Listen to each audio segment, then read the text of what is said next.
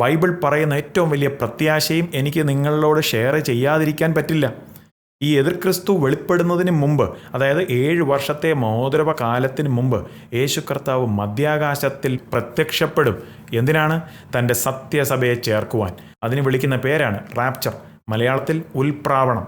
And ക്രിസ്തുവിനുള്ളവർ മാത്രം, അതായത് യേശു കർത്താവിനെ രക്ഷിതാവും കർത്താവുമായി സ്വീകരിച്ചവർ മാത്രം, യേശുവിൻ്റെ കൽപ്പനകൾ, ബൈബിളിൽ കാണുന്ന ദൈവത്തിൻ്റെ കൽപ്പനകൾ പ്രമാണിക്കുന്നവർ, അങ്ങനെയുള്ളവരെ ചേർക്കുവാനാണ് യേശു ക്രിസ്തു മധ്യാകാശത്തിൽ പ്രത്യക്ഷപ്പെടുവാൻ പോകുന്നത്. അപ്പോൾ സമയം വളരെ അടുത്തു. യേശു കർത്താവിൻ്റെ മധ്യാകാശത്തിലുള്ള ആ റാപ്ചർ, ഉൽപ്രാവണം ഏറ്റവും അടുത്തു. ഏത് നിമിഷം വേണമെങ്കിലും സംഭവിക്കാം. അതാണ് ബൈബിൾ പഠിപ്പിക്കുന്നത്, ദ ഡോക്ട്രിൻ ഓഫ് ഇമിനൻസ്. ഏത് സമയം വേണമെങ്കിലും ആ ഉൽപ്രാവണം സംഭവിക്കാം. ഇതിനുള്ള ചോദ്യം, താങ്കൾ ഒരുങ്ങിയിട്ടുണ്ടോ?